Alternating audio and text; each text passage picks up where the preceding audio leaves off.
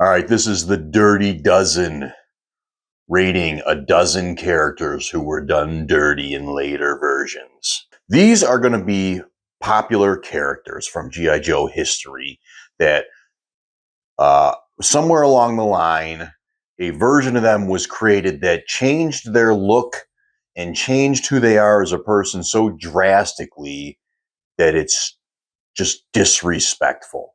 And then also, after I show the terrible version and kind of talk about it a little bit, I'll throw out like a good alternate version that I kind of like just to keep things fun.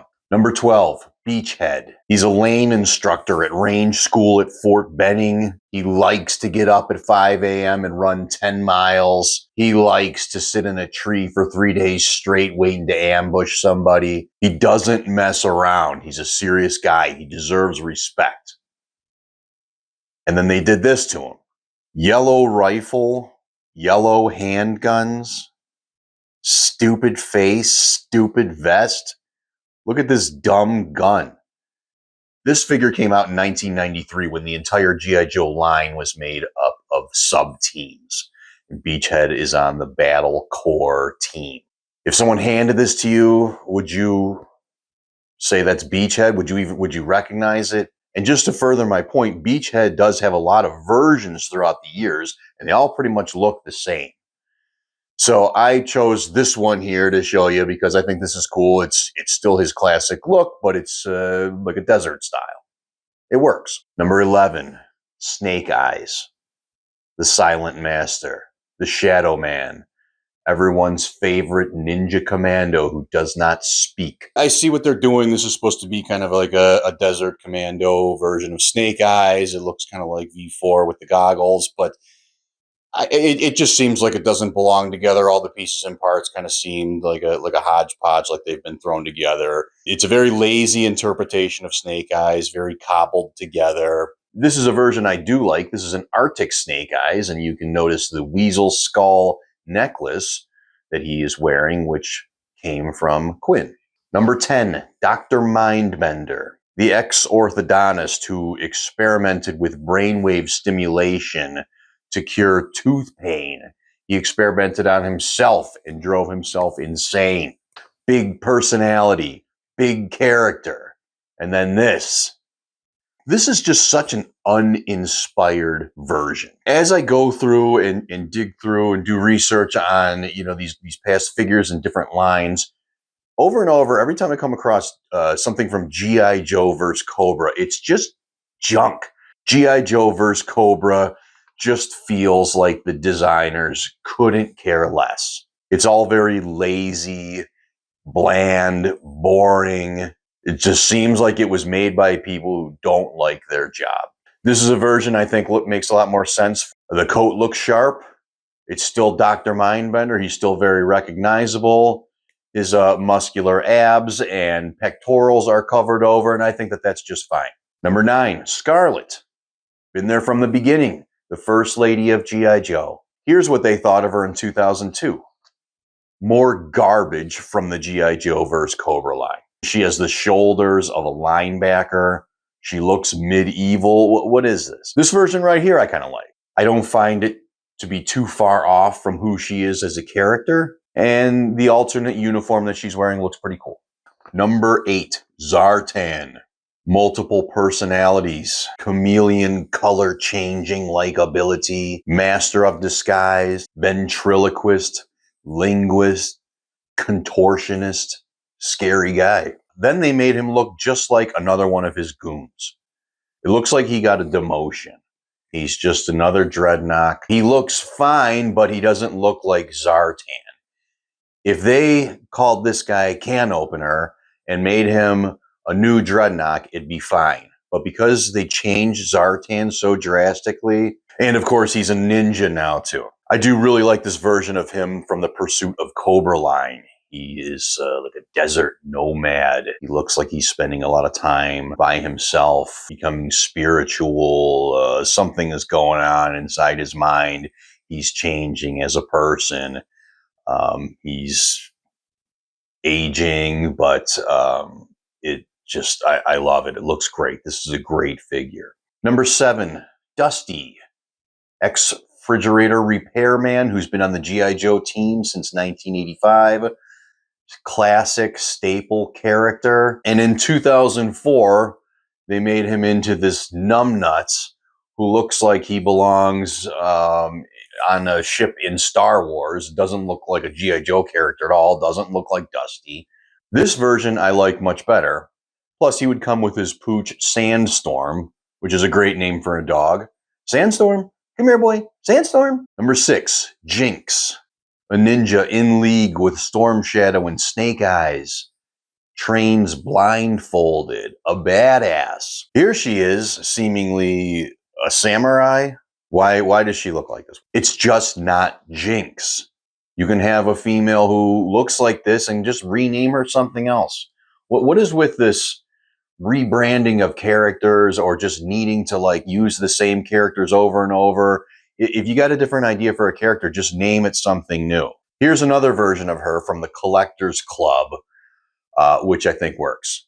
It's just a different variation of how she looks, but it still makes sense. It's not a hard right turn like the last one was. Number 5, Destro. Very driven and capable man. Weapons manufacturer. Gets the hot girl. Doesn't take crap from Cobra Commander. So why did they do this to him? Okay, so he's got a silver face. Anything else? No, like it doesn't even look like Destro. The look on his face is stupid. Why make this line at all? Again, this is G.I. Joe vs. Cobra, and bland, dumb-looking version of a big-name character that we all know and love, and they just kind of crank out this crap. It just seems like they didn't even like G.I. Joe. This is minimal effort. This is someone who doesn't care. Here's a pretty cool version of Destro. It's another Iron Grenadiers version. I think if we get an Iron Grenadiers Destro, he's not going to look like this. But that's kind of why I'm pointing it out, because it's another option. Hey, you know, he could look like this too. Number 4, Firefly. Demolitions expert, saboteur, man shrouded in mystery, name unknown. And then they changed him 100%. Gave him a nice top to spin. Kids love tops. In the comics, they turned him into this ninja during the ninja craze of the early 90s. But again, with this Firefly, I got to just say, why don't you just give him a fresh name and make him a different character? If you drew up this green ninja with this weird looking getup, why don't you just call him something else? Why do you take somebody that already exists and like change them to fit your mold instead of making a fresh character out of it? Here he is in Sigma 6, which I think looks pretty cool. Sigma 6 has a very, very stylized look to it.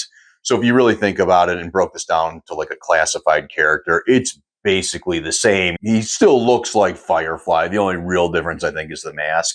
But I like the mask. Number 3, Cobra Commander, founder of the most dangerous terrorist organization spread worldwide, the leader of Cobra. In 1994, he took up a new hobby, which was space travel. I want to interject here real quick. So I know a lot of G.I. Joe fans that like kind of the grounded military aspect of G.I. Joe, where you get a little sci-fi, but it's not too much. And then they brought in Cobra La, and you know, you kind of drew the line there, and you don't like that change because it was too fantasy and too sci-fi and too just kind of out there. The way you feel about that, that's how I feel about like this space stuff. Like once they leave planet Earth, it's not really G.I. Joe anymore. We don't need them going into outer space. First off, it shows his face. Cobra Commander is another character who has a lot of different versions over the years, and none of them show his face. You can see his face. You can see his hair. Cobra Commander. I don't want to see Cobra Commander's hairstyle.